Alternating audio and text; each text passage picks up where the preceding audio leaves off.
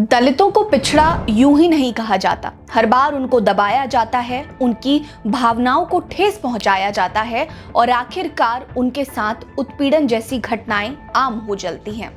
आज की इस वीडियो में हम आपको दलितों के साथ होने वाली उन घटनाओं के बारे में बताएंगे जो 24 घंटों में बीती हैं और सोशल मीडिया पर ट्रेंडिंग पर हैं।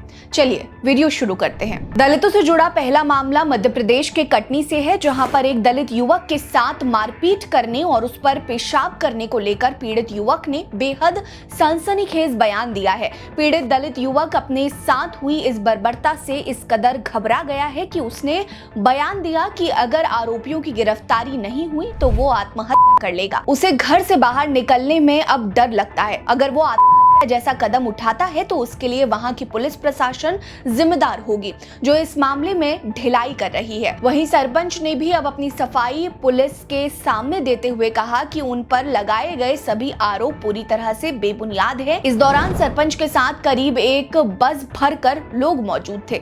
बता दें कि पीड़ित दलित युवक ने सरपंच पर आरोप लगाया था कि अवैध खनन को लेकर पीड़ित युवक ने आवाज उठाई थी, जिसके बाद सरपंच और उसके बेटे ने उसे और उसकी मां को बुरी तरह से पीटा और उसके मुंह पर पेशाब भी किया गया। वो 3 दिन तक अस्पताल में भर्ती था, लेकिन 3 दिनों के बाद जब वो कटनी के हरिजन थाने पहुंचे तो वहां उनकी शिकायत दर्ज कराने के लिए उन्हें काफी दौड़ाया गया। वो सलीमनाबाद थाने भी गया, लेकिन वहां भी एफआईआर दर्ज नहीं की गई। लेकिन जब भीम आर्मी वहां पहुंची तब जाकर एसएसपी संतोष कुमार डेहरिया थाने पहुंचे और 4 लोगों के खिलाफ एफआईआर दर्ज कराई गई। बता दें कि पीड़ित युवक ने पंचायत में हो रहे भ्रष्टाचार और घटिया निर्माण कार्यों को लेकर 15 बार सीएम हेल्पलाइन में शिकायत की है। वहीं भीम आर्मी चीफ चंद्रशेखर आजाद ने भी प्रशासन को चेतावनी दी है कि अगर 24 घंटे के अंदर आरोपियों की गिरफ्तारी नहीं हुई तो वो खुद कटनी पहुंचकर आंदोलन करेंगे। दलितों से जुड़ी अगली खबर यूपी के कन्नौज से सामने आई है, जहां 6 दिन बीत जाने के बाद भी 17 साल के नाबालिग दलित बच्चे का कोई सुराग नहीं मिला है। बच्चे की तलाश करने के बाद आखिरकार पीड़ित परिवार को जमीन का पट्टा सौंपने की तैयारी शुरू हो गई है।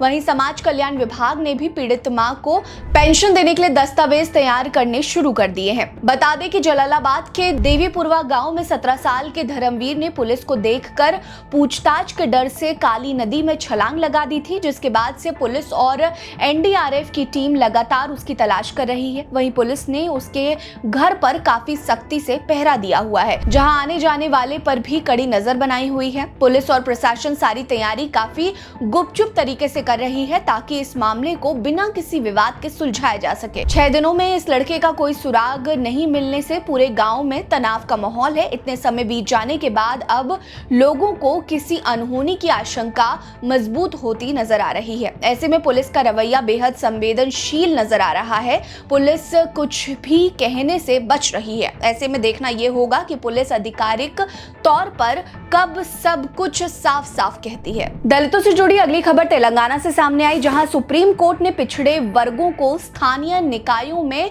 42% आरक्षण पर रोक लगा दी है। दलितों के अधिकार के लिए भीम आर्मी चीफ और आजाद समाज पार्टी के अध्यक्ष चंद्रशेखर आजाद ने सुप्रीम कोर्ट के फैसले पर सवाल उठाते हुए कहा कि बहुजन आबादी का अधिकांश हिस्सा सामाजिक और शैक्षणिक रूप से वंचित है। ऐसे में 50% की सीमा का हवाला देकर रोक लगाना कहां तक न्यायिक है? ये केवल बहुजनों के अधिकारों को ही रोकने के लिए क्यों किया गया है, जबकि सच्चाई तो यह है कि सत्ता, नौकरियां और संसाधन अब भी मुट्ठी भर वर्गों के हाथ में केंद्रित हैं। आरक्षण दया नहीं है, बहुजनों का हक है, जिसे अदालत मनमानी सीमा में बांधने की कोशिश कर रही है। उन्होंने मांग की है कि अब संविधान से आरक्षण की 50% सीमा हटाई जाए और आरक्षण को संविधान की 9वीं अनुसूची में शामिल किया जाए, ताकि अदालत को ये अधिकार ही ना हो कि वो बहुजनों का अधिकार छीन सके। दलितों से जुड़ा अगला मामला तमिलनाडु से है, जहां नागापट्टिनम जिले के कोडीकराई गांव के रहने वाले दलितों ने सत्तारूढ़ द्रविड़ मुनेत्र कन्नम यानी कि डीएमके के 2 लोगों पर जातिगत भेदभाव, अलगाववादी प्रथाओं और आर्थिक बहिष्कार और हिंसा का आरोप लगाते हुए मामला दर्ज कराया है। दरअसल 14 अक्टूबर को जिले में 17 मई मूवमेंट को लेकर हुई प्रेस वार्ता में संस्थापक थिरुमुरुगन गांधी ने दलितों के साथ हुए इस व्यवहार को लेकर आवाज उठाई। कोडीकराई गांव के अन्ना नगर के दलित निवासियों ने अपनी आपबीती सुनाते हुए कहा कि डीएमके के 2 अधिकारियों समेत सोजिया वेल्लार जाति के कई लोगों ने मिलकर एक विकलांग दलित युवक कंडास्वामी को बुरी तरह से पीटा और उल्टा कंडास्वामी के खिलाफ गैर जमानती अपराध चेन स्नैचिंग का झूठा मामला दर्ज किया गया है। कंडास्वामी तमिलनाडु सरकार की रेट्रोफिटेड पेट्रोल स्कूटर योजना के तहत प्राप्त अपने विशेष सहायक स्कूटर पर स्थानीय मंदिर गए थे। इन स्कूटरों पर सीएम एमके स्टालिन का स्टिकर लगा रहता है, लेकिन कंडास्वामी के स्कूटर का स्टिकर निकल गया था, जिससे गुस्साए डीएमके पदाधिकारी लक्ष्मण ने दलित युवक को जाति सूचक गालियां देकर उसे बुरी तरह से पीटा। लेकिन जब पीड़ित युवक ने परिवार ने इसकी शिकायत दर्ज करानी चाहिए तो रात लगभग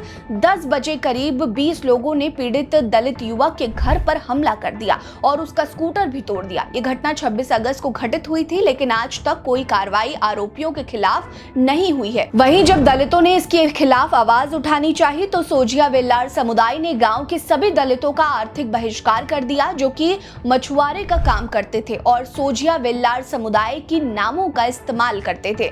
मंदिर के मुख्य परिसर में दलितों को आने की अनुमति नहीं है और सभी ऊंची जाति वालों को सर कहकर बुलाने के लिए विवश किया जाता है। फिलहाल इस शिकायत के बाद भी पुलिस प्रशासन नींद में सोई हुई है। दलितों से जुड़ी अगली खबर महाराष्ट्र से है, जहां पुणे के मॉडर्न कॉलेज ने एक दलित युवक का प्रमाण पत्र सत्यापित करने से इनकार कर दिया है, जिसके कारण उस युवक की लंदन की नौकरी चली गई, जिसकी जानकारी वंचित बहुजन अगाड़ी यानी कि वीबीए के प्रमुख प्रकाश अंबेडकर ने खुद सोशल मीडिया पर दी है। उन्होंने कहा कि शैक्षिक संस्थानों में भी दलितों के साथ होने वाले भेदभाव का नतीजा ये हुआ कि पुणे के modern college of arts science and commerce ने केवल दलित होने के कारण शैक्षणिक योग्यता को सत्यापित करने से इनकार कर दिया है, जबकि दलित युवक को लंदन के हिथ्रो हवाई अड्डे पर नौकरी मिल गई थी। लेकिन सत्यापन पूरा ना होने के कारण रोजगार का ये अवसर दलित युवक के हाथों से चला गया। पीड़ित युवक का नाम प्रेम बिरहाड़े है, जो कि एक दलित समाज से है और उसने